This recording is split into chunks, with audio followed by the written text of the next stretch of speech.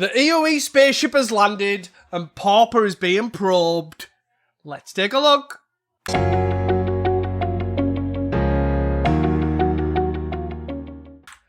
Hi guys, welcome back to Casting Commons, the show where we talk and discuss all things Pauper. I am your host Teasdale, and this is my co-host, the abduer himself, Reese. Hello.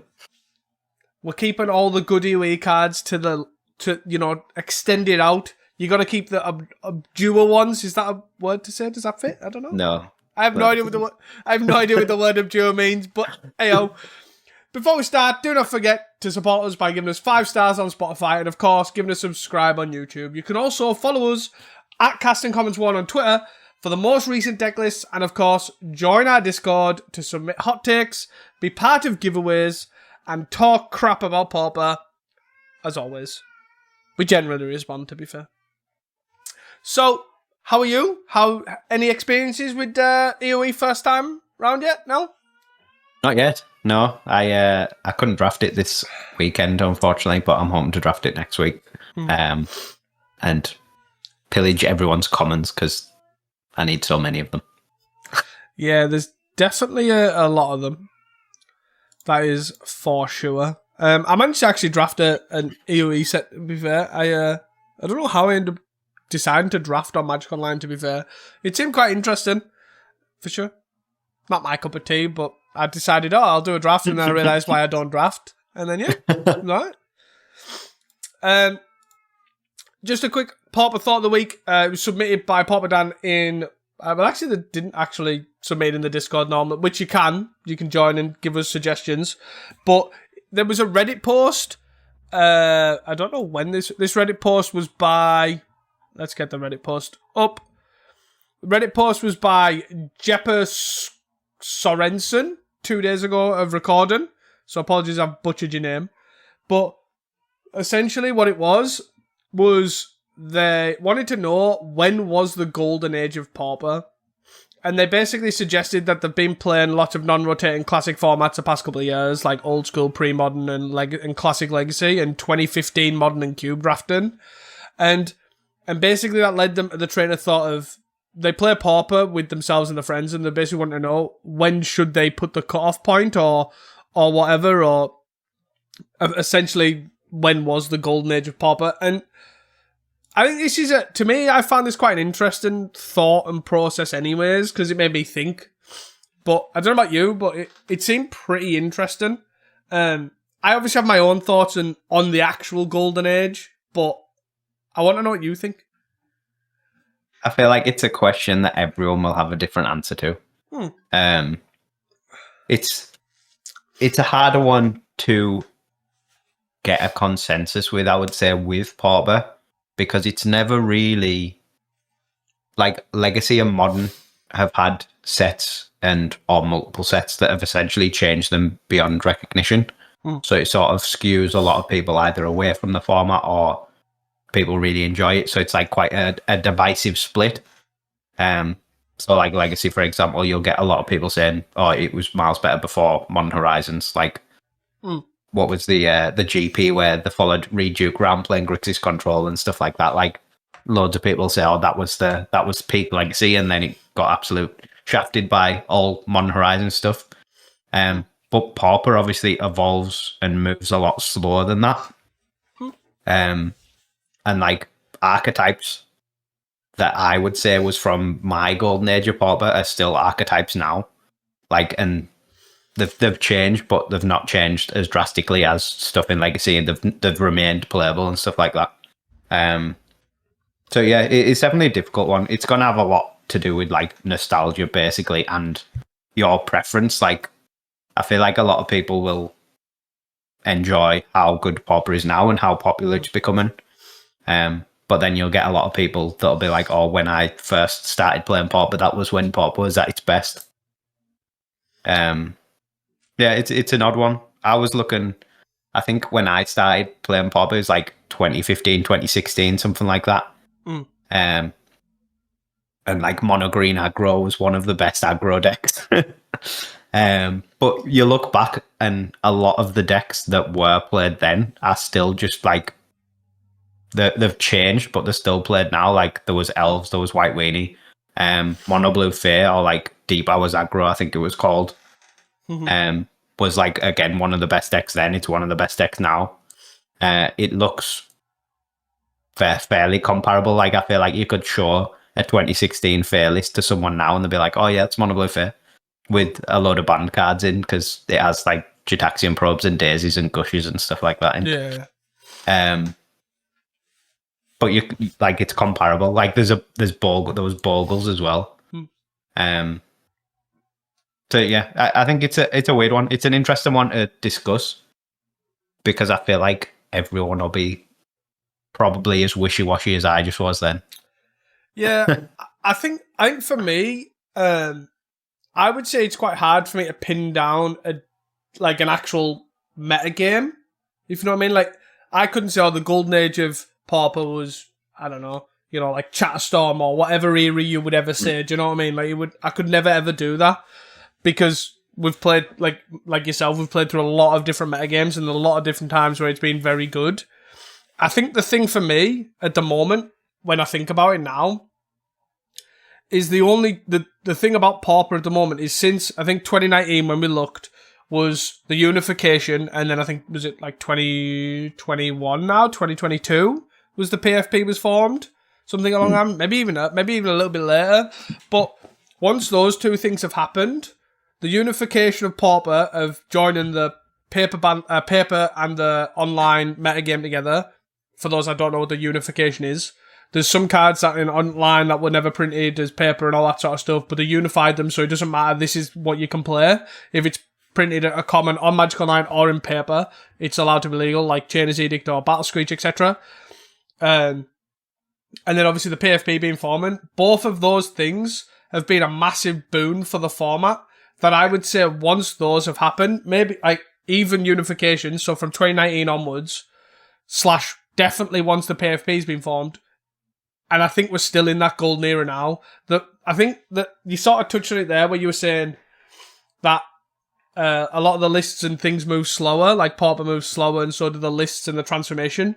It's because like obviously the power level's not necessarily weaker, but it's less impacted, right?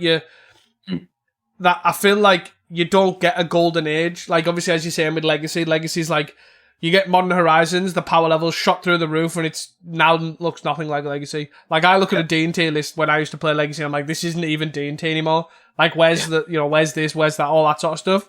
You look at Mono Blue Fane, it looks pretty comparable. The only difference is you're 1-1 for 1 with flying's changed, sort of thing. Yeah. I think just decks tend to fade out less as well. Like they get like, I guess Mono Green Aggro's the sort of the best example from there. Is something that's fell a lot harder than maybe stuff like Affinity or Bogles or Fair. But we still see it same play now. Like every I don't know, six months or so we'll see a Mono Green Aggro top 8 challenge, and it'll still have like Young Wolves in, it'll still have Hunger of the Howlbacks in, Nettle Sentinels, etc. Whereas in formats or in other formats like Modern and Legacy, decks tend to just die, like they just become not playable anymore because they haven't got the power creep tools. But I think building on what you were saying there with the unification and the PFP, I feel like that is maybe the divisive moment for Pauper, where other formats have these like set releases as big changes, but we've got the format actually becoming popular as the big change. Yeah. Which is definitely a good point to point towards it being in a golden era, because it's as popular as it has ever been. Like it's just grown and grown every day. And that's always really a good sign for a good format, basically. Yeah. And, like, don't get me wrong, like, obviously people will think there's been blips since then. You've obviously had, Chatterstorm, you've had Glee, where people don't like, and they would call them, like, lulls and stuff. But because we have this unification, which made it really easy to understand what cards were legal, which was quite, awkward when watching, like, Rags to Riches. I don't know if you remember watching them back in the day. You used to watch Rags to Riches, and they'd be, like, playing High Tide. But there was no unification for that, and it's like, what? Like, I can't play this online. All that sort of stuff. But then you go now and you go through all these blips, and it's like, in the grand scheme of things, they're not even that bad. Like, Glee was Glee, Glitters, all that sort of stuff. Like, it's not like, is it Grief? Like, the blue-black Grief thing of Legacy. It doesn't, like, the format doesn't become unplayable, and, like, it's literally just Grief mirrors. Your deck's probably still playable. It might need a bit of fine-tune. Like, you've seen people playing Slivers when Glee was around, and Slivers hasn't had any new cards really since Kaldheim. Like, it's pretty nuts, really, to think about, like, that all these decks are still there. For sure. Yeah, it's a cool thought. I think it just shows the strength of Pauper as a format, to be honest. Yeah. And hopefully it sort of continues that way. Hopefully the onslaught of sets that WotC are firing at us now doesn't impact it too harshly. You know, all these legendary creatures coming out soon with Spider-Man and all sorts. Well, I think we'll survive it. I guess the worst thing for that is more the, like, anti-unification. If that's a phrase. Like, Magic Online and Paper are going to look very different because those cards don't exist on, or aren't going to exist on Magic Online. It'll be interesting to see how that's handled because, as you say, it makes it more confusing again. Like, we've went through all this pain to make it as simple as possible, and then we're basically reverting that by saying, oh, you've just watched this Magic Online Pauper tournament. Yeah, those cards don't actually exist. Like, or you've watched Rags to Riches in Paper, you've gone to build it on Magic Online, you've searched for Spider-Man and he's not there. Yep.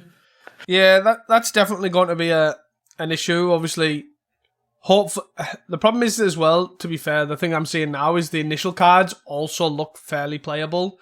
So you look at the fact that these cards are playable and they will exist on Magic Online, like the card and the gameplay will exist on, but with the, I can't remember what it's called, the Universes Beyond, and then whatever they've called the other one, Universes Ahead or some whatever crap it's called, this set that they're making. Universes Within. That one, whatever it's called, I don't know what it's in. Yeah, but they will have a parallel card to that. So it is good, but again, it's still going to be confusing when you're staring at Spider-Man on a paper deck list. When you watch him pop again, you're looking at Spider-Man, you know, bringing in a tapped Thraben Inspector in, and then you're going to have to try and do that with something else that's not web slinging because, you know, IP says you can't. Spider. Yeah. Yeah. You hadn't made me realise that. Jesus Christ, thanks for that. Sorry. But you never know, they might think of something clever to solve it. Or they might just have Spider-Man not be legal. I don't know. Yeah, I can't imagine that being the case. No. Yeah. I think, on a side note, we've all got to get, even if you don't like it, we're all going to have to get used to Universes Beyond, unfortunately. They're selling too well. Too well, indeed. But, on another note, going back to this, I do think, personally, I think we are still in this golden age. I think we're in a very good place of Pauper. Pauper's very understandable. It's very popular right now. That is said by the great work, obviously, the PFP and Wizards did with the unification. I do think there has been good metagames. Like, I remember playing like a 5-colour Tron deck that put in Ullamogs, Crusher, cast Firebolt, and, you know, all sorts of Chromatic Stars, played Fangor Marauder and all this sort of jazz. And that was fine back in the day. But now look at I feel like there's probably a good argument that the vast majority of Pauper metagames over the years have been good metagames. Yes. Like, I struggle to... Like, you've got, obviously, examples with Glee and Glitters and stuff like that, but they don't last that long. No. Like, they're just sort of part of the overall meta. Yeah. Like, and with Chatterstorm, sort of the same thing. Like, combos tend to get, or unfun strategies tend to get answered fairly quickly if they're a problem. Yeah, I think especially now they do. Like, obviously, Chatterstorm lasted a lot longer than... Maybe it didn't last as long. I can't tell you now how long it actually was.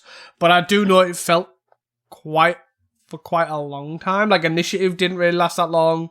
All that Glitters didn't last that long. And, like, Glee lasted, what? Are we talking, 9 months? 7 months? Something like that? And it's not even like the deck was, like...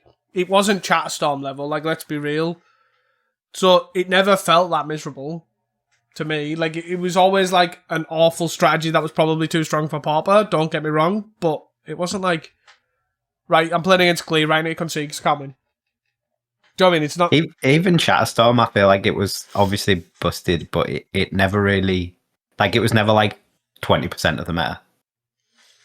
Like, it never got that opportunity. I can't really remember, to be honest. I've kind of blanked Chatterstorm out of my head, to be fair. I do remember, though, I did take quite a dip from Pauper when Chatterstorm was around. So, you know, like, obviously, I know I like, purposely tried that. Like, obviously, I didn't record content at that point. I only really played Pauper online occasionally. And it was... Yeah, I definitely was like, I just won't play with all this Chatterstorm business going about. And now I love First Day Class. How weird that the times have changed. It was all Chatterstorm's fault. But yeah, it was a pretty good discussion. We will put the link for the Reddit in the comments, so you can check that out. And yeah, but basically, yeah, we think I personally think it's obviously still in its golden age and still doing really well. Yeah, and I do think that's a fine opinion. And I think you are, and Reese is right, you are definitely going to get a lot of different answers, depending on what you like to do and what you think of Pauper as well. You get that with anything, right? It's like asking someone like, who's the favourite Doctor? Or who's the favourite... what's the other thing I was thinking? James Bond. It's like the same thing. Most people just say whoever they started with is generally a good tangent. I'm just saying, it's not wrong. It's all that nostalgia. But, yeah, there you go. Do you not agree? I just think it's funny. I'm not wrong. What's that other thing? Oh, yeah, James Bond. Yeah, that thing. The thing that has loads of different actors is the same thing. Pop culture reference. That pop culture reference. That guy goes pew-pew in a little hole and then they have some song and cool animations. That's James Bond in a nutshell, right? Yeah, you're definitely right. I think it's just this, like, if you ask anyone when was what was the best video game, it's all... Yeah. You'll get people from 1980s, or people say 2000s, people say 2010s. Like, there's never a consensus. No. And I don't think there will be here, but I think you make a good argument for now, basically. Yeah. I'm all for living in the present. I play too much Pauper to not live in the present and be like, it's a sweet format. For sure. Anyways, that's enough of our Pauper thought of the week. Thank you, Dan, for sending it to me to talk about, because it was a pretty interesting discussion. And again, I'll put it in the link. And you can also, good tangent, join the Discord to go into the tab of Pauper Thought of the Week and tell us your thoughts on what you think the golden age of Pauper is. See, this is why I make content, because I am awesome at segues. Also, don't forget, with joining the Discord, you can give us hot takes, also a good thing, because every month you can be part of the card market credit giveaway, and also I give away player points as well. So why not join? Why not give us hot takes? You could get card market credit to buy actual cards and then go play Pauper Nationals or Paupergeddon, or you could get player points and play on Magical Line as well. The next one will probably be either next week or the week after, depending. We're going to see how many people in, because we need a good chance for a lot of people to get in. So yeah, it'll be middle of August. So please, that's plenty of time to join in and give us some hot takes. Anyways, moving on to some tournament news, because we have some exciting things to talk. I guess I just want to touch on, we won't go into detail on it. Just for reference, if you do listen to other Pauper podcasts, even though this is the only one you need to listen to, just to give a shout out to the people over the pond. Common Ground had an event file over the weekend, and it had 68 players, I believe. It was on coverage for game night, and it was a great watch. The coverage was clean as anything. They had a crowd cam when they weren't in, and the three guys there were doing really well. So it was always great to see. It was a great watch. We both actually, weirdly enough, record on the same day, but we come out a lot faster than they do, basically because they have a better editor, clearly. Jokes. But, so if you do want to listen to about that event, obviously we won't take away their thunder, and please go over to them on Thursdays, I think it comes out, so you can check out the top 8 and hear about their event. So yeah, it was a good event to watch. Unfortunately, the one I was rooting for was, shout out to Derek Smith, a long-time listener. I was rooting for him. Did not get there, unfortunately. And he was on Spy Elves as well, so it was double bias. But, yeah, so, great event. Go listen to them. And now moving on to other tournaments that are upcoming. Upstate Pauper Open in Rochester this weekend. I haven't had an update since last week, but there was only 15 spots left. I know Kalikai's is gone, Mitch is running it, and Mitch is obviously a great guy. Does a lot of work for the Pauper community over in the US. So please do go if you are nearby or interested. It'll be a great event. And of course, if you've listened to other episodes, I'd be excited to go if I was you, because it's in a brewery. It's the best thing you can do. And then also this weekend, which is also shot up on us, Common Clash at Firestorm Games in Cardiff. Thank you to Old Emo Dave for shouting out and also running it as well, I believe. There'll be a box for first and eventually an entry to Pauper Nationals if there's at least 32 players. I haven't had an update on how many players are going, but if you are interested and near the area, I would highly recommend going there too, for sure, because Firestorm Games is an absolute banging LGS or store.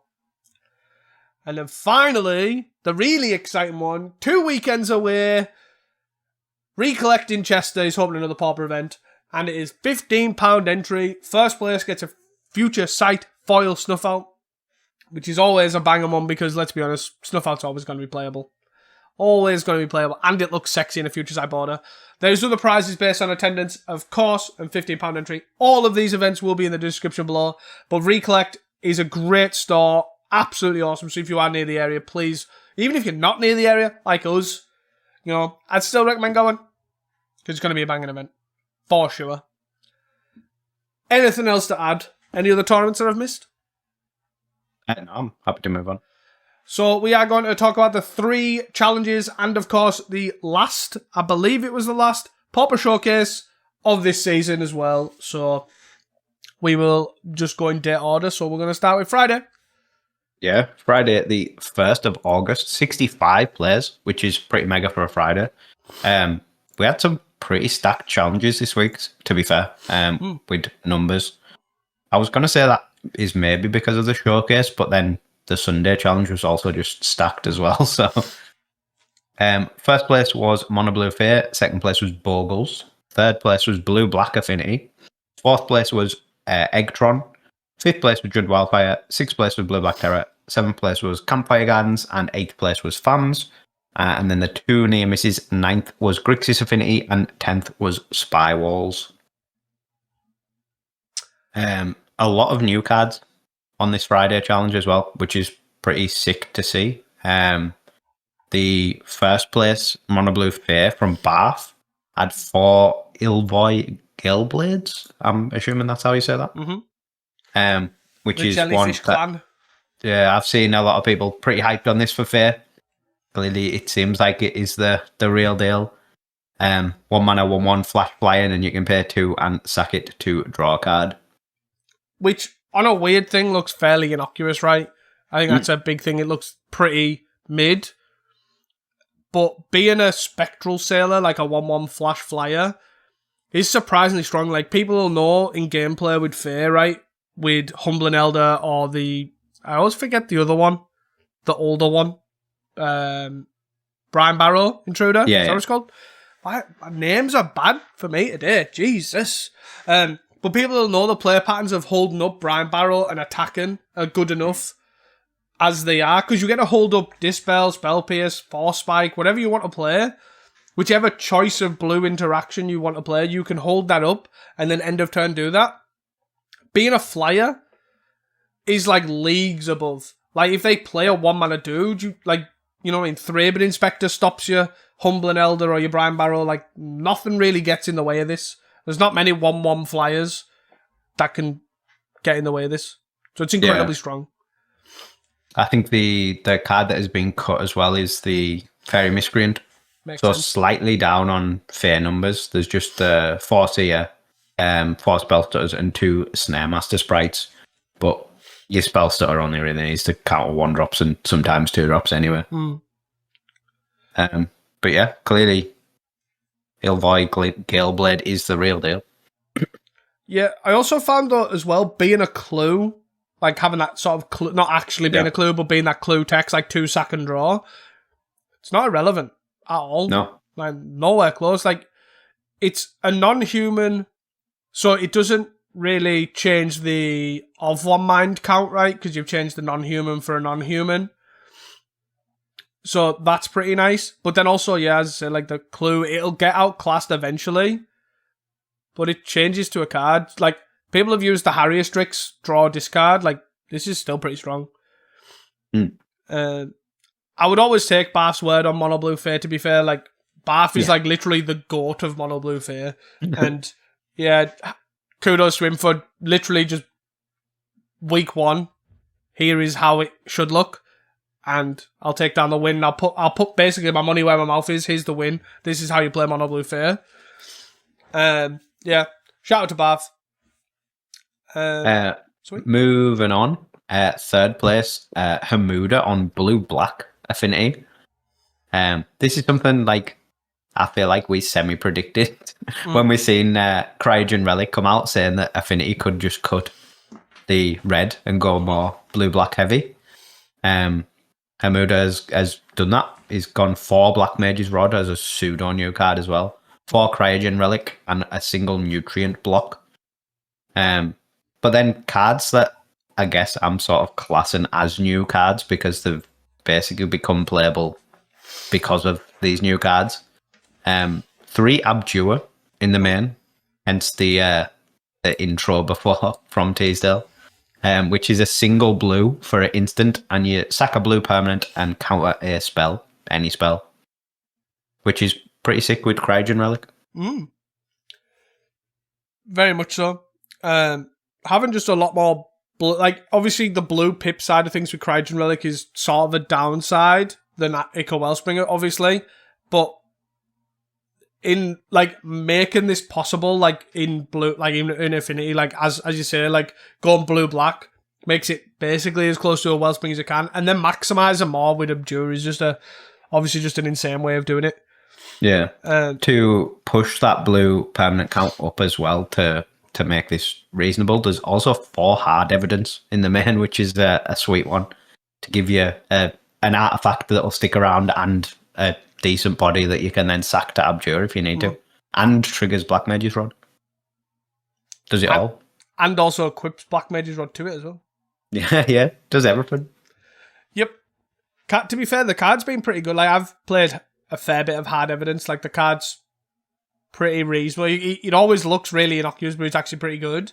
But, yeah, using Abjure here is just a good way of maximising on that crab. Love it. Love to see hard evidence, for sure. I was just going to say, I do believe that they basically were trying to test these things for... They did say that they did 5-0 as well, but I don't know what the different... I didn't look at the 2 lists to see what was different, because there was cards that Hamuda was saying he didn't like. I do know it did start from the fact that he was having a discussion with Luffy saying that he could make Affinity playable without red.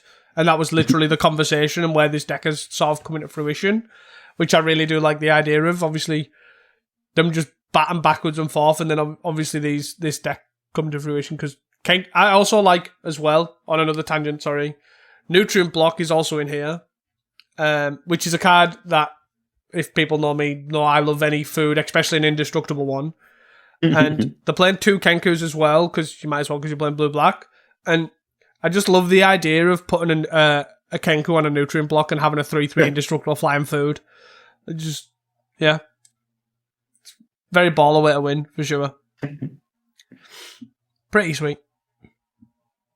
The spice doesn't stop there. So the 4th place deck from Data Pusher doesn't actually play any new cards, but is quite an interesting take on Tron that we haven't seen in a while. It's basically just an Eggtron style list with a load of stars, candy trails, Conjurer's Baubles, maps, obviously, and then Wellsprings and Prisms, but then killing them with 4 Black Mage's Rod and 2 Packed Terrors. Not messing about, really. Yeah, just playing all your chaff and machine gunning people with it. There's no combo. There's 2 Golden Foundries, but there's no altars, there's no Mare Retrievers. It is literally just, I will play my Black Mage's Rod and then chain all this little artifacts together to kill you. Which is cool. There's also 1 Tandem Lookout, which is a spicy one when you pair it with the whatever's wearing the Black Mage's Rod and just draw cards as you machine gun people with your eggs. Yeah, like obviously you can, there's 2 Foundry Inspectors, so the quote-unquote go off combo, obviously you can cast everything for free, but it's not infinite.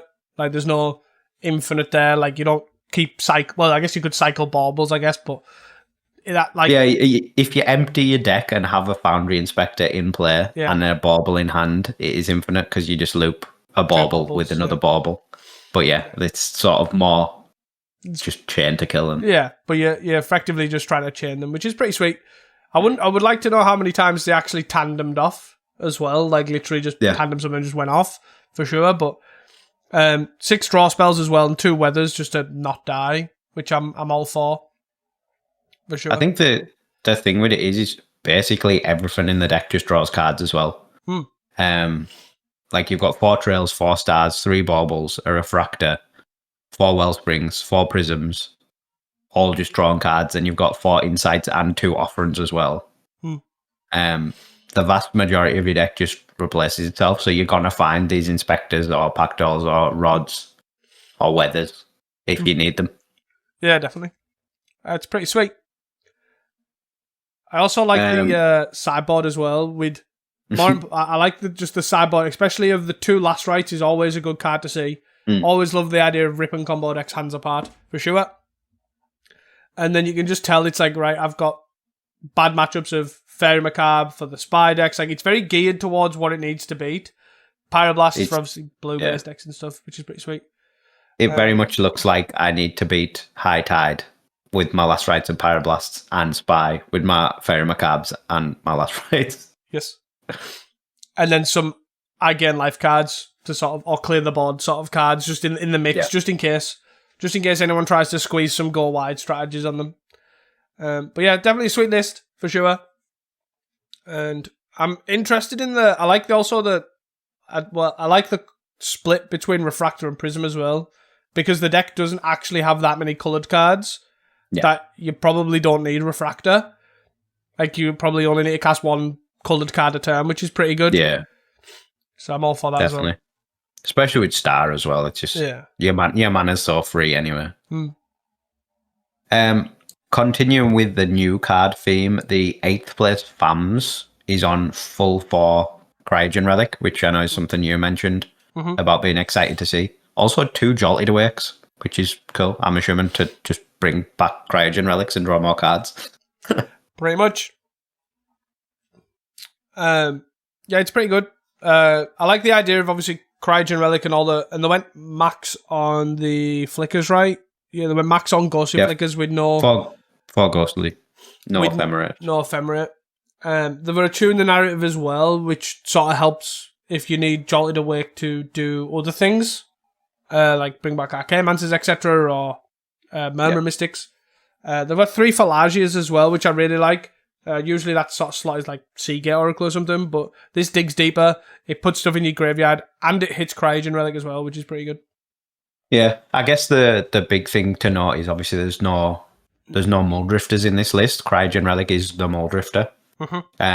So the Phalaji being a Augur Bolas essentially that hits your Muldrifter as well as just like Ghostly Flickers and Brainstorms and Snaps or whatever. Seems really like pretty legit. Wincom wise, is it just the Murmur Mystic, I guess? Is the full plan?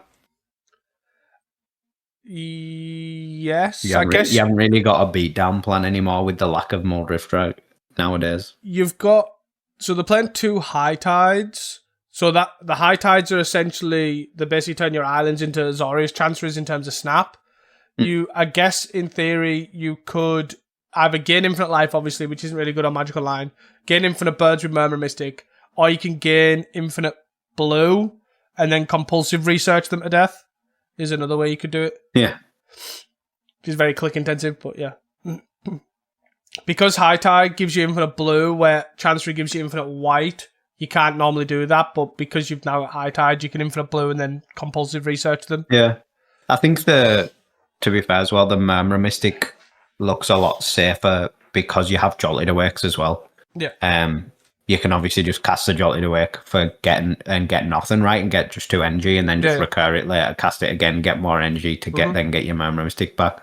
Yeah. So you're never sort of unless it gets exiled, and then you'll have to do some weird compulsive research loop. The only thing that I'm a bit dubious on with this list, but that might be not a problem now you are on Relic and Jolted Awake, is there's no Mortuary Maya, which obviously the reason is for maximising High Tide, but the Mortuary Maya stops you decking. But the awkward thing is Falaji, which I'm assuming is the reason why they've cut it, is Falaji doesn't get Mortuary Maya, so if you mill Maya, it's gone, which then makes it really awkward, because Maya's a really good way of stopping you decking, and also making sure you don't run out of Arcane-Mancers or whatever. You don't have the issue of, obviously, because you're running Fog, Flickers, and no Ephemerates, you don't have the issue of having your 2 or 1 Ghostly Flicker exiled, like randomly you do for value and then it gets bogged or whatever, which is quite good. But I really like this list. I like the look of this FAMS list. Obviously, being able to support Brainstorm quite nicely as well is pretty good. So I'm pretty hyped on this. I hope this is the new look of FAMS, because it looks, even though the combo turn looks a bit more miserable because you're just going to sit there like High Tide, at the end of the day, it's not really a thing. It's more of a control deck at that point, right? You're just using Ghostly Flicker to draw a bazillion cards and controlling the game with your snaps and your prohibits. Which I'm all for sure. And then the final deck of this Friday, which has been quite a long Friday because there's so many new cards, is the 9th place Grixis Affinity. Obviously piloted by Luffy. He's not willing to give up the red just yet. He is willing to put 4 Cryogen Relics in his deck though, which is sweet. As well as going up to 4 Black Mage's Rod, which is a new addition as well. He was pretty set on 3 from the last few lists I've seen of his. Have you seen the actual spice for this deck, though? The card count.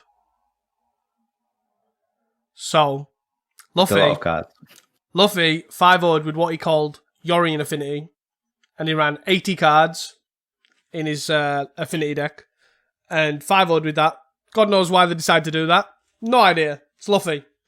They also top 8 challenge like a few months ago with was it Prowler in? Like they put 4 Guild Swarm Prowlers in and just didn't cut anything, ran 64 cards.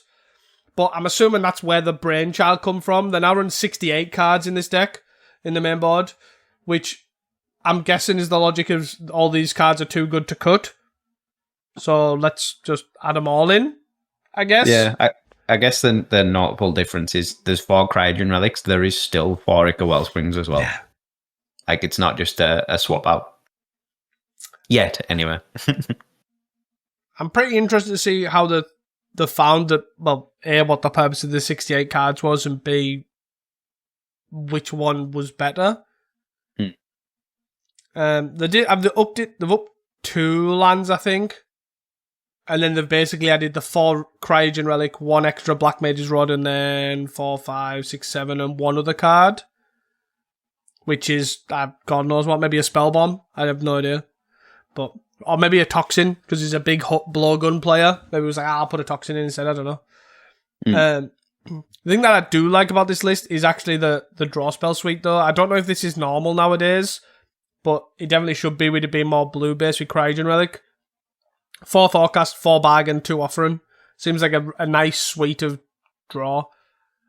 To me, in my head, I'm seeing this as you don't need as much sack draw like the Reckoner's Bargain and Fanatical Offering, because Relic does it itself anyways, and its ability of sacking is very relevant. So just having that blue for Cryogen Relic, which then also gives you the blue for Thoughtcast, seems like a great way to just keep churning. Yeah. To me. Seems pretty sweet. Nothing too out the ordinary apart from the deck count to me, obviously with the Cryogen Relic, and then the one of Macabre is obviously a nod to the wall spy piles that are dotted around nowadays.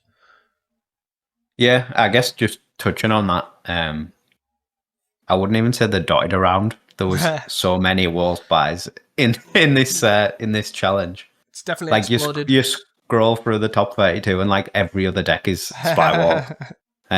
It's pretty mental. I feel like if Overgrown Battlement was just an 0-3, it probably just wouldn't be as good.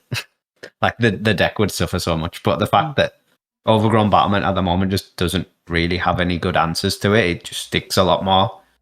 And in a deck that can then just kill you much faster than walls like durdling around can is powerful. Yeah, definitely, for sure. I do think that obviously, if that is the case, like as you say, like it doesn't have a good answer to it. I wouldn't be surprised if Affinity made a big resurgence for that because of that, because Galvas is a solid answer for it. Yeah, it is. Yeah, true. But that also might lean into something like a Gardens resurgence, which we'll obviously touch on further down for sure. The only thing I want to shout out before we move on was shout to Carves. Literally been rocking the Snacker Terror for God knows how long, and still doing well with it.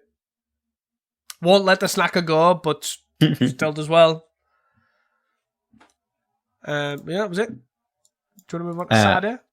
Yeah, so the Saturday, the 2nd of August challenge, only 44 players, but obviously Saturdays are quiet and the showcase was on as well. First place was Campfire Gardens, second place was Spy Walls, third place was a Bug Fair, fourth was Mono Redstone, fifth was High Tide, sixth was Rakdos Madness, seventh was Mono Black Sack, and eighth was another copy of High Tide. And then the two near misses, ninth was Elves, and 10th was Mono Blue Terror. I guess Bug Fair. It's sort of an interesting way to start it. I do know Brothernex is in the. I believe they're in the fans Discord, and I haven't seen them mention this deck at all. But basically, this deck is just like literally, as we said, it's Bug Fair, and the green is essentially for Mass Vandal. There's sideboard cards like Weather, but it's kind of like that's really it. It's just 4 Generous Ents, 4 Mass Vandals, and then you've got sort of what you'd expect-ish as a blue-black Fair deck, other than that. Yeah? I mean, there's a Muldrifter in there. Yeah, the numbers are whack, don't get me wrong. The numbers are a bit strange. But blue-black Fair ever played Muldrifter? Speaking of playing Muldrifter, probably back when we were talking about Unification, maybe. But yeah, not for a long time. There's also a one-of Mukatai Ambusher, which is the Ninjutsu Lifelink 3/2 artifact rat, which obviously has seen play before, but is usually a sideboard card. Obviously, because we're playing a bunch of colours, the numbers of everything's also a bit weird. Like there's 4 Miscreants, but only 2 Seers.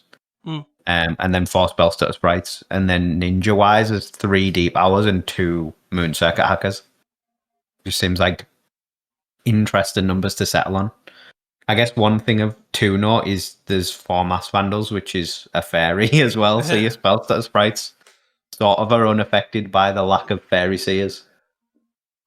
I think it's a strange one, right? Because I don't actually think, like, if you take this deck as like a blue-black deck splashing green, most blue-black decks don't even run like fairy Miscreant. They usually run like 3 or 4 fairy Seers. Yeah. It's the opposite way around, pretty much. But then you've gained. This is gained more fairies, I would say, right? Yeah, probably. It's more like mono blue numbers. Yeah, because you kind of seeing this as like your fairy Miscreants. Like no, in mono blues instant, it's like fairy Miscreants and fairy Miscreants. Your fairy Seers are now your Snare Master Sprite sort of numbers, and then your Mass Vandals is your fairy Seer numbers. It's very strange. Yeah, it's an interesting one. Obviously, perform well to get into 3rd place. I'm guessing the whole idea is cycle your Ent on turn 1, turn 2 your Mass Vandal and hit the land, and then attack them with your Mass Vandal and injure it, and then play it again the next turn and hit the land. Pretty much. And just hoping to burst Affinity Engine Wildfire all day. Or decks with, I guess even Cryogen, like, isn't even that good to Mass Vandal, because you still draw a card. No, you basically need to be hitting bridges, or it's like there's not really any good targets other than bridges. Yeah, I guess that it's pretty cool, like, idea. Like, obviously the strength is in, as we've seen with Elves, the strength in Generous and Mass Vandal is strong. But then you're playing a slower control deck to maximize on that, which is interesting.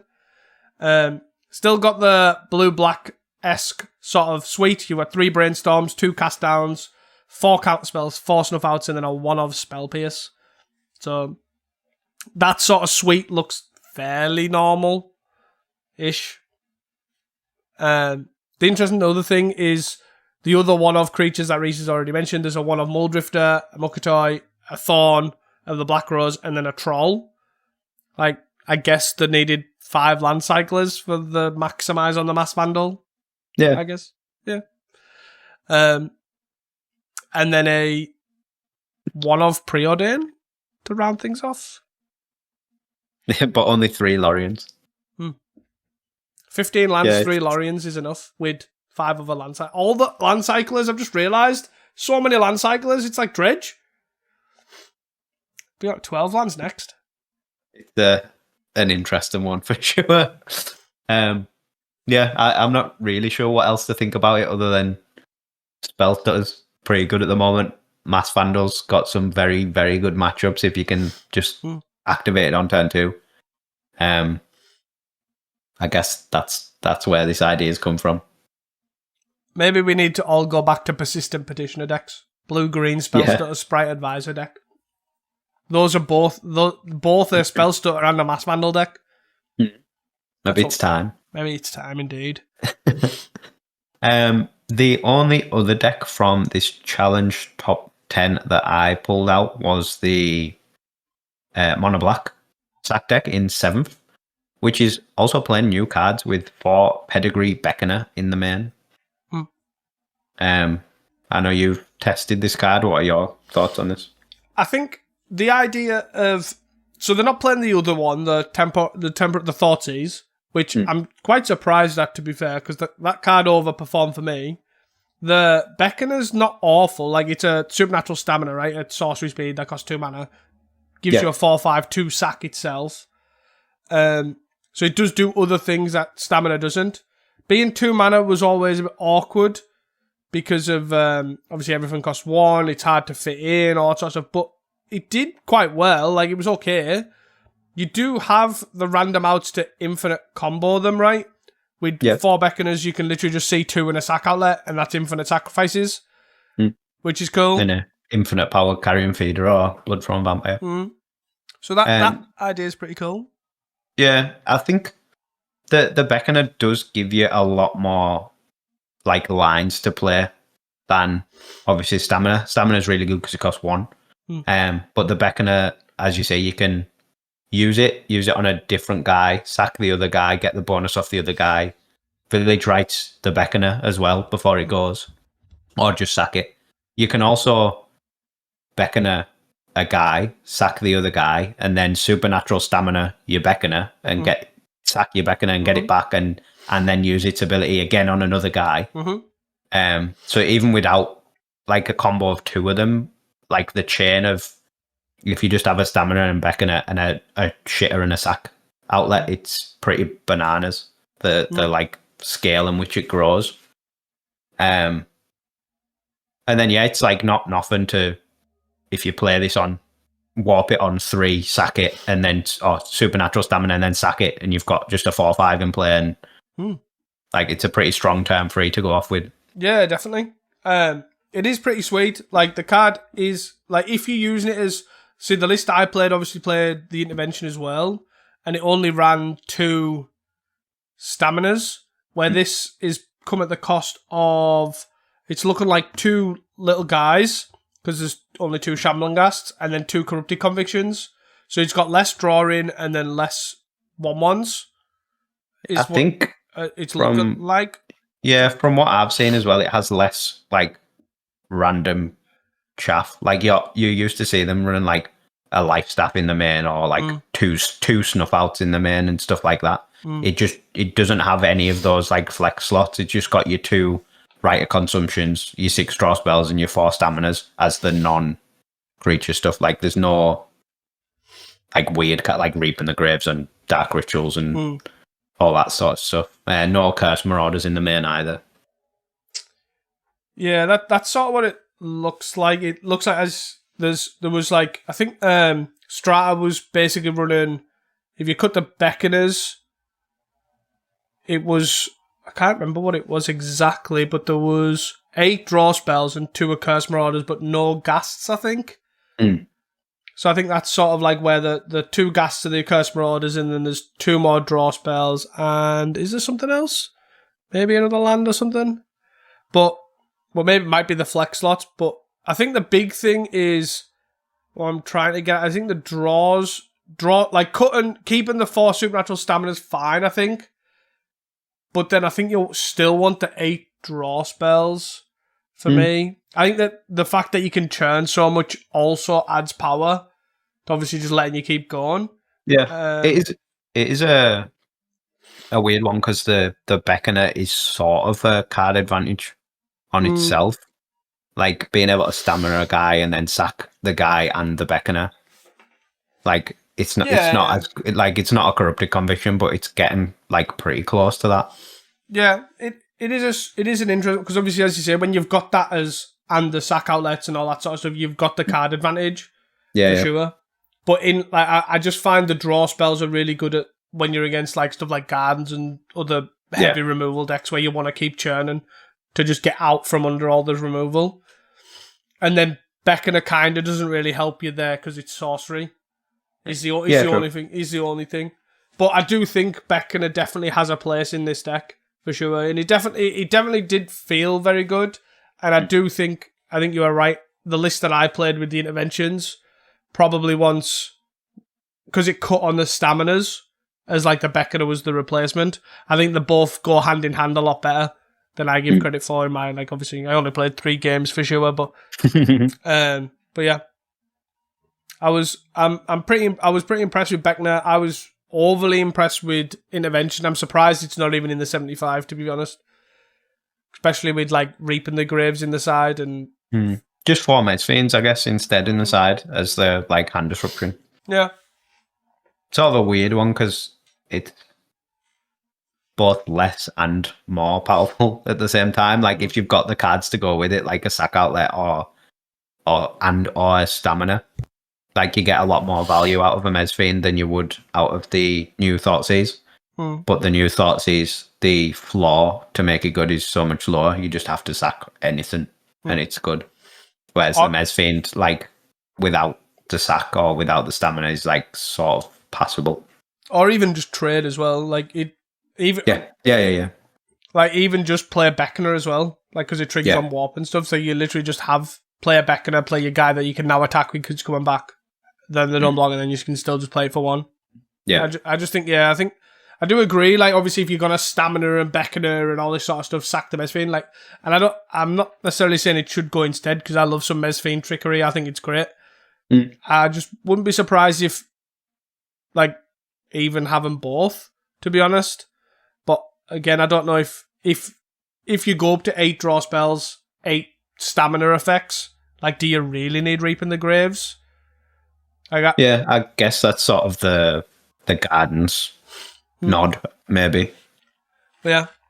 Pretty interesting. You're probably right. I really like the idea of trying these cards, and I'm happy they came 7th. Sad they didn't top 4, but, you know, they're definitely pretty sweet. Moving on to the Saturday showcase, if you've got nothing else on the Saturday challenge. I just want to highlight the 8th place. I don't want to look at the actual deck because it's high tide and it hasn't really changed. I just want to look at the pilot. The pilot has sinned forever. This is, for those that can't see, it is Tyrube, who is a known Cycle Storm player, has dropped the Cycle Storm and picked up high tide. Sort of similar, right? No. No. As much as I don't really care about high tide, I'm indifferent on its opinion. They've now lost my support. We're not rooting for Tyrube anymore with the Cycle Storm. Nope. No more. Anyways, Saturday showcase. So Saturday the 2nd of August, 292 players, so mega turnout. Not many then, First place, Jund Wildfire. Second place, Spy Walls. Third place, Elves. Fourth place, Mono Blue Pair. Fifth place, Jund Wildfire. Sixth place, Bogles. And then 7th and 8th, 2 Mono Red Madness decks. And then the near misses, 9th was Spy Walls and 10th was Elves. Sort of, I guess, a bit to get into with this The first thing I want to mention is just the first place Jund Wildfire has 4 Vampiric Link in the sideboard. Yes, I think it's the same pilot. Yeah, it is.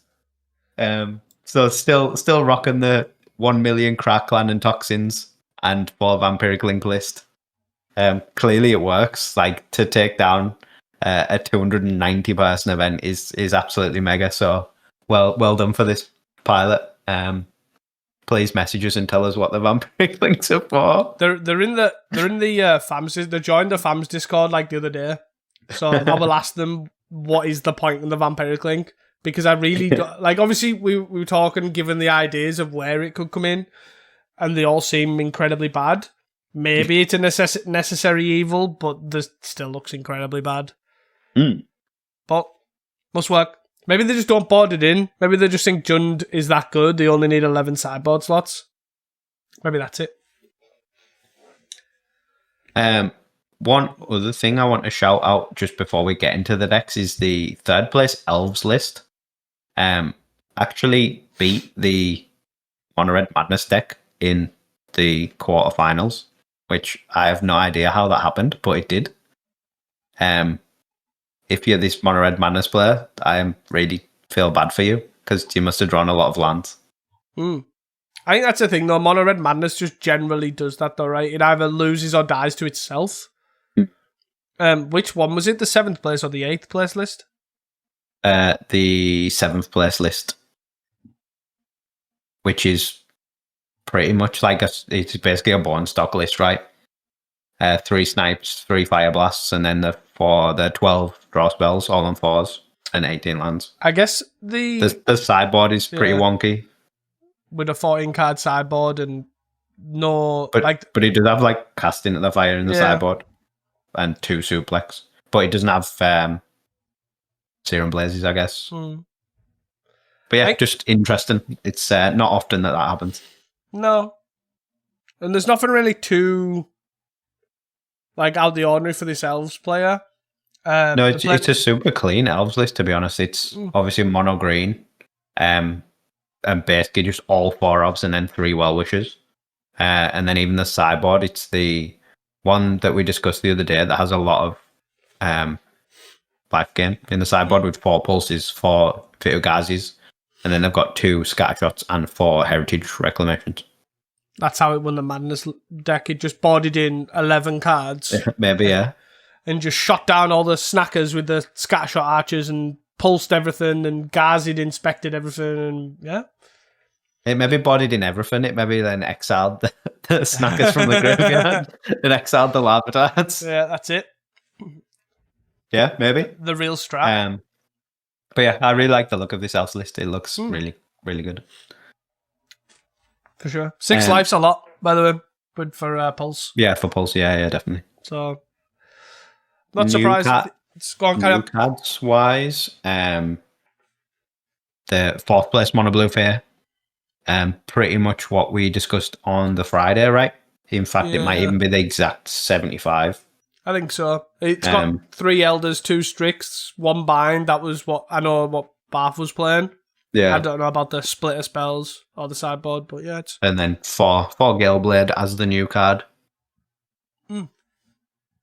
And the only other thing that really stood out to me was the 6th place Bogles list.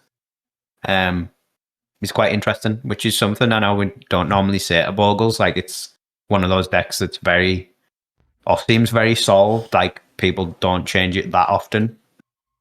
But this one has been changed and has a 1 of Hyena Umbra in, which is pretty old school Bogles card. It also has 2 Frantic Strength, which is sort of relatively new, I guess. It's a Dustmourn card that is 2 and a green for an enchantment. It has Flash, and it gives the enchanted creature +2/+2, but the key being it also gives Trample. It is interesting for sure. I think Flash obviously is the key thing, right? Like 3 mana's a lot. I don't know, I would say Trample's the key thing. I feel like Bogles, like the games Bogles loses are the games it probably doesn't find Trample, like a lot of the time. I agree. And I'm not... Or evasion. I think like, obviously protection. The both parts being... But the thing I'm more hinting at is the fact that a lot of times they plan their turns around, right, if I just chump this, block this, I can sort of get away with it. But being able to flash it in when they're preparing the blocks is... Like, obviously, if you just go Rancor, they now know to throw everything at it because it's got trample. If you know what I mean? True. Is what They could chump it, and then flash it in. But then also the trample is the thing that makes it. Yeah, exactly. Yeah. That's but I'm more trying to mean like compared to Rancor and like Armadillo Cloak, being able to flash it in and surprise people is like it's something out of Bogles' norm. Yeah, definitely. Which is pretty cool. I think what it sort of makes glaringly clear is that there isn't anything near the power level of Rancor in Pauper, other than Rancor. Like, if you just had green +1/+1 give trample, even I think green +1/+0 and trample, you would play. You might even just play green trample as an enchantment. But it shows like to fit new things in Bogles, like it's just not really getting the new tools to the level that would push it over the edge. But clearly this is good enough at 3 mana to come 6 in a 290 person event. It's a good sort of deck to take as well, though, because a lot of people like showcases bring a lot of people who don't normally play Pauper to like Pauper showcases. Like obviously people who are like just general grinders play all sorts of formats when the showcases. Decks like these generally do well because they're very linear. Like the person who's playing the deck generally just needs to know how to play the deck and what few cards the opponent can have access to, which is quite nice. So it really rewards the fact that they've also played this card as well, with that in mind. So I wouldn't be surprised if they have previously played this in like the other challenges, and then tried this card out to do well, like gradually tweaking it as they played the like last 3, for example. Yeah. Which is pretty sweet. Also, in the sideboard, which is also pretty good, is Standard Bearer. Now that it's unbugged as well, makes High Tide a lot easier as well, which is pretty good. Actually works against High Tide. So, pretty sweet. Any other decks from this you want to touch on? No, I don't think so. Another Elves in 10th, but was playing the Avenging Hunter Crash and Drawbridge version. One you meeting at Devon as well, yeah. Yeah, that version without the... I can't remember what it cuts now. Oh my god, why am I forgetting these things? If you're from the original, it's like the 3 Vines of Basswood. Yeah. That it cut. But the other one that top 4, was it? Or the come 3rd? It's more Sagus, right? Basically, I just went into Sagus and 4 on the mana guys, like 4 Lamoire, 4 Finton. Yeah. Pretty sweet. Also, there's 3 Gnaws in the side. Yeah. Interesting sideboard choice. Commit you guys to the death on, I guess it's the Mono Red Madness sideboard choice is you accept that all you guys are going to die, so you just gnaw them, I guess, maybe. Fair. Rather than trying to save them. Yeah, fair enough. Like a big gnaw's pretty legit against the Mono Red Madness deck, to be fair, so if they do spend time like killing all your priests and that, and then you gnaw for like 12. It's not unachievable, for sure. Yeah. Interesting. Moving on to the Sunday challenge then, the final challenge for this week. Sunday the 3rd of August. 87 players. Woo! Which is mega for a Sunday. Like, the Sundays have been really strong now for quite a long time. I'm not sure why there's still 32 challenges, because there have been above 64 for months and months at this point. But 87 is a great number to be hitting. First place was Campfire Gardens. Second place was Elves. Third place was Mono Blue Fair, once again playing the Gilblade. Fourth place was Mono Blue Terror. 5th and 6th were both Mono Red Madness. 7th was another copy of Elves. And then 8th was Mono Green Infect. And then the 2 near misses. 9th was Grixfinity and 10th was Spy Walls. This was a very different challenge to the others because it just seemed like so normal. Like, it seemed like nothing has changed. Like, other than the 4 Gale Blades in Ocean Soul's third place fair list, there's no other new cards. The other decks are basically just like as they were before, like the Madness decks, the Mono Blue Terror deck, the Elves decks, like they're just legit. Even the Grixis Affinity deck in 9th, it's just like old Grixis Affinity. It doesn't have Cryogen Relics in or anything like that. There is actually another new card, which I didn't realise. I've maybe missed it. It's you have to be checking sideboards too as well. There's two Cryo Shatters in Ocean Soul's third place list. Which is actually pretty sweet. We did speak about it as sort of like being a potential option. It's like a bind the monsters sort of card. It's a blue, gives tag creature, enchanted creature -5/-0, and then whenever it's tapped or dealt damage, destroy it. So it's another way to deal with obviously those the similar thing that bind the monsters is. It's interesting that they've chose that as well, to be fair. Yeah, it's pretty good obviously with Harrier Strixes and Snare Masters as well. Yeah. Because you can just turn it into 1 mana removal if you need to. Or I guess 2 mana because you have to cast the other guy, but it's pretty good in blue still. But yeah, all the new cards in Mono Blue Fair. Yep. None of the new cards anywhere else. But yeah, also Genst was one of the Elves players, right? So Weber, part of the 7th place. Which is pretty sweet. He was playing a list very similar to the one that come third in the showcase. They changed the sideboard slightly. It wasn't as all in on Vitugazis and Pulses. There's some Nile's Disciples, a Fairy Macabre, and a Healer of the Glade. So still on the life gain, just different kinds of life gain. I'm really surprised. So someone asked me this question the other day, right, about Nile's Disciple, because I played Spy Elves, right, and I played Healer of the Glade, and I've played Nile's Disciple, and I'm struggling to figure out the red matchup from the Spy Elves player. And then someone suggested Pulse to me, and I'm thinking, well, you can't get it off lead and wind and way, and that's kind of why I stepped away from it. But obviously this other pilot previously has had good results with this 4 Pulse, so I'm really like weighing on it. And then against us went done the opposite and took the pulses out and put in life gain that they can get off wind and way and lead the Stampede with 3 Disciples and 1 Healer. So now I'm back to square one and I don't even know what I think. Well, you've also got the Naught of the Bone option now as well.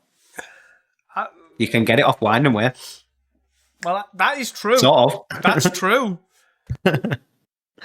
Obviously, you're less on the My Elves Need to Survive plan, so you haven't got, well, I guess you haven't got as many elves that will die.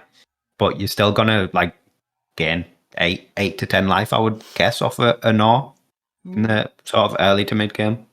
It's an interesting thought. I may have to revisit Spy Elves again with both Pulse and Gnaw, because I'm really intrigued now. You can also half mill as well, like Spy with a land in your deck and just Gnaw. Yeah, and just have a massive Gnaw.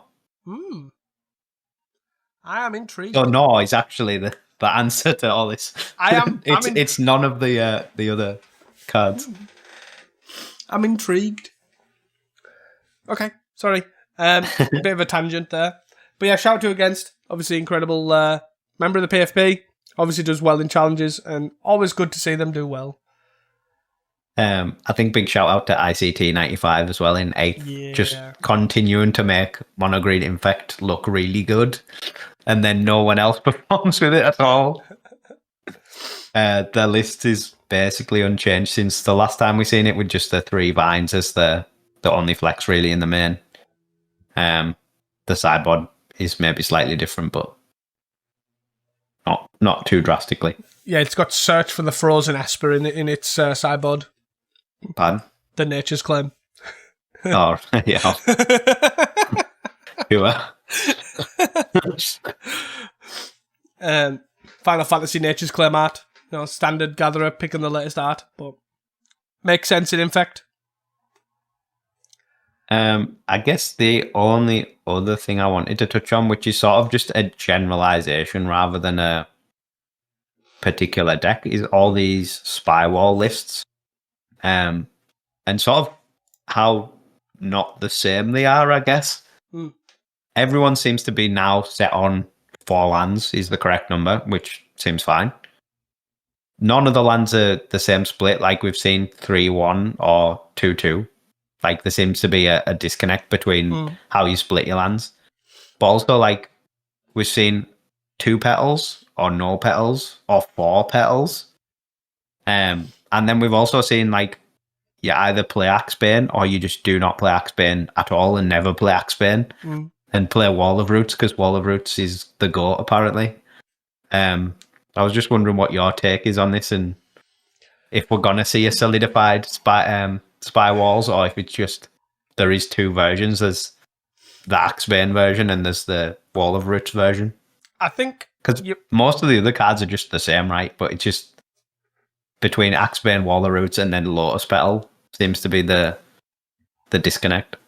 I don't think you're going to see a solidified list is my go-to. I think people have different play experiences. Like, Axebane will sometimes look incredible. Like, obviously, if you could have a wall, one of your mana walls resolve and stick around, Axebane is obviously the best one, right? It's literally an overgrown battlements that taps for any colour, so it produces multiple black, it produces multiple green, and you can go off and all that sort of good stuff. But it's also one of the easiest to kill. Yeah. So, overgrown battlements, which also is a weird one, because if you play walls combo, overgrown battlements isn't the best one. You want Axebane Guardian, because it produces blue. But in this, I don't actually think you care. So, having the multiple black sources of Axebane's not that relevant if you're running Petal and a Swamp, and you've got the Caretaker as well, which, if they're going to kill a Caretaker, you're not really that fussed. So it's a kind of like a... And then obviously your Wall of Roots is really good, because it's sort of... is adding a similar-ish number to Overgrown Battlements without a Quirion Ranger, because you don't run that many walls. So, like, it's sort of the same, and is also equally as hard to kill, because it's an 05, well, an 04 if you use it straight away. So, like, everyone's going to have these biases, because... well, people have different play experience. Some people will probably... I wouldn't be surprised if we looked if people ran Cut Demir House Guard as well. I wouldn't be surprised if we looked like deeper into it, how many Cut Demir House Guard, because that card can be a weird one for play experience as well. It's a card that people, when they were playing 5 and 6 land spy, they were cutting. I think the main thing is the combo itself and the ramp is generically that good that the rest of the slots don't matter. And I guess the sort of final follow-on for that is this the best version of Spy? Like, people have been messing around with actual Spy for ages and never got any results really as clear-cut as this wall Spy is. It seems to be absolutely smashing it at the moment. I'm still, and people, if they're in the fams Discord will know, I'll die on this hill, right? And I'm not even joking you. Like, and I say this unseriously. I think this is the best, most played version. Like, it's better than the 5 and the 6 land spies that were dotting around before. But I genuinely don't believe it's the best version of doing spy, is how I would say. But I personally don't think... I honestly will die on the hill that I actually do think Spy Elves is better than this. And I'm not even saying that as, like, content rage bait or whatever. Like, the reason I think this deck is good, it's very good at doing spy things, and it is incredibly good at doing spy things very, very quickly and very, very consistently. Because your mana dork, your overgrown battlement is incredibly hard to answer, and that is a massive pull. So if you run 4 lands with or without petals, you'll kill them with spy very quickly. The problem with this deck is its backup plan is very easy to answer. Casting bombs does not do very well. Yeah, like it's if your deck is good at beating spy, it's probably good at beating your backup plan. So like you kind of get this weird because your other stuff doesn't do much. Like you've got 3/3 flyers, which is fine. You've got your trolls and your Genersense, and then like if you're prepared for spy, you can sort of deal with it. So I do think it's very strong, and I definitely think it's the easiest go-to. It's better than 5 and 6 land spy without a shadow of a doubt. And I think it's really cool to like done well with the Pauper getting event on the Friday, the Pauper player of the event of the year or whatever it was, and the fact that people cut the combo just to have the ramp was a massive move, and how much this has moved on since the Pauper getting list, it's moved on leaps and bounds, and I just don't think I think the nuances now that they're doing with the Axebanes, the petals, the Waller Roots, all that sort of it probably doesn't make that much of a difference. I'd probably say I'd be on petals, no Axebane would be my thought. Would be the way because you'd lose more games having your Axebane killed than having petal and Waller Roots.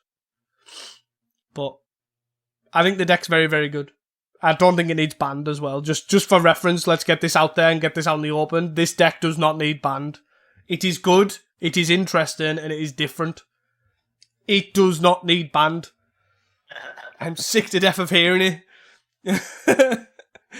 But yeah, it's pretty cool. Yeah, I don't know what else to say about Wall Spy. I'm happy it's here. Yeah, sweet. It's very different. Anything Hot else? takes from last week, or have you got anything else to cover on the Sunday challenge? Nothing else. Again, apart from obviously reiterating, we're shouting out ICT, the GOAT of all mono green. Yeah, I guess hot takes from last week then. I think a lot of them were basically like carryovers for next weekend, right? Mine, which was White Weenie with Lux Knight, will be in the top 10 of a challenge, did not happen.